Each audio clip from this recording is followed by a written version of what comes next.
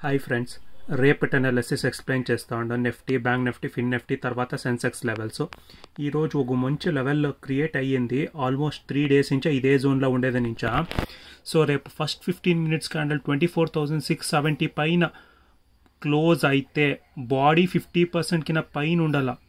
Close అయితే ఇక్కడి నుంచి ఒకే డైరెక్షన్లో వెళ్ళేదానికి ప్రాబబిలిటీ ఉంది. క్లోజ్ కాలేదు అంటే కన్సాలిడేషన్ టు డౌన్ సైడ్ వచ్చేదానికి ప్రాబిలిటీ. స్లోగా నిన్న ఎలాగ వచ్చినో అలాగే స్లోగా వచ్చేదానికి. యూట్లో మాట్లాడేది ఆవశ్యకత ఇంకేమీ లేదు. యూట్ పైన బాడీ 50% కింద ఎక్కువ క్లోజ్ కావాలా. ఎక్కువ క్లోజ్ అయితే డెఫినెట్గా ఇక్కడి నుంచి మార్కెట్ సింగిల్ డైరెక్షన్కి వెళ్ళేదానికి ప్రాబబిలిటీ ఉంది. అది మనకు దొరికేదు లేదు. సో రేంజ్ చూస్తే 24,857 నుంచి 24,495 అదే రేంజ్లోనే. బట్ ఈ last half an hour to 40 minutes వచ్చిండే కన్సాలిడేషన్ వచ్చి ర్యాలీ వచ్చింది కదా, దానికోసమే ఇది మంచి లెవెల్. 24,670 పైన 50% కింద ఎక్కువ బాడీ క్లోజ్ కావాలా. కింద విక్ ఉండకూడదు. బాడీ 80% బాడీ ఉంటే సో అరౌండ్ 60% బాడీ పైనే క్లోజ్ కావాలా. పైన క్లోజ్ అయితే డెఫినెట్గా మార్కెట్ వెళ్ళేదానికి ప్రాబబిలిటీ ఉంటుంది. బట్ 50% కింద రిజెక్ట్ అయ్యేసి పైన వచ్చి క్లోజ్ చేస్తాను, మార్కెట్ ఫాల్ సిగ్నల్ ఇచ్చి మళ్ళీ కిందకు వచ్చేదానికి ప్రాబబిలిటీ ఉంది. సో చూసుకోండి ಯಾವ టైప్ ఆఫ్ బాడీ క్లోజ్ అవుతుంది ఏమేమి చూసుకొని డిసిషన్ ఎత్తుకుంటే బెటర్. సో నిఫ్టీ లెవెల్స్ ఇది. సో బ్యాంక్ నిఫ్టీ లెవెల్స్ చూస్తే 53,888 ఇంచా 53,274 నా 2 days నుంచే ఏం లెవెల్ చెప్పొద్దాం అదే లెవెల్లో. బట్ 53,740 పైన బాడీ క్లోజ్ కావాలా. 50% కింద ఎక్కువ బాడీ క్లోజ్ కావాలా. బట్ కిందించా విక్ ఉండకూడదు. బాడీ వచ్చి కొద్దిగా 80% బాడీ ఉండాలా. అప్పుడే మార్కెట్ వెళ్ళేదానికి హై ప్రాబబిలిటీ ఉంది. లేదు అంటే మార్కెట్ కన్సాలిడేషన్ టు స్లోగా కిందకు వచ్చేదానికి హై ప్రాబబిలిటీ ఉంది.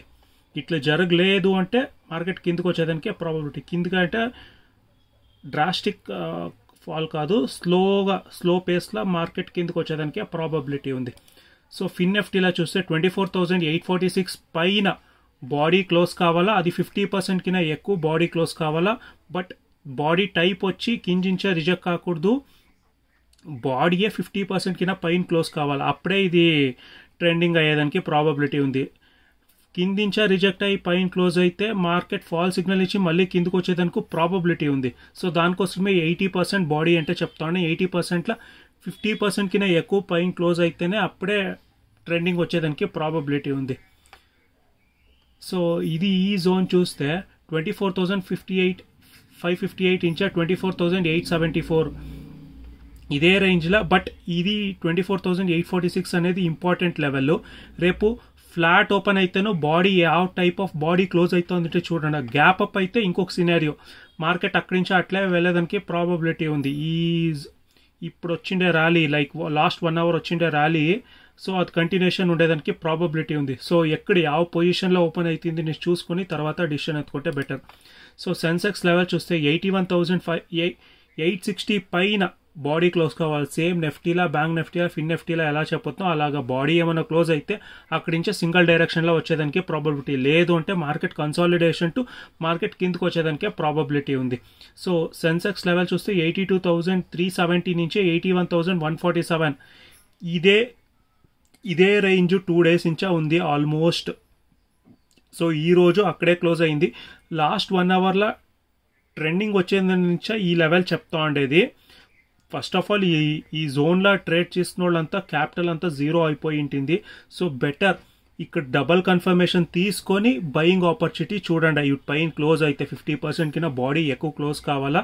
బట్ కిందించా రిజెక్ట్ కాకూడదు. బాడీయే 80% బాడీ ఉండాలా.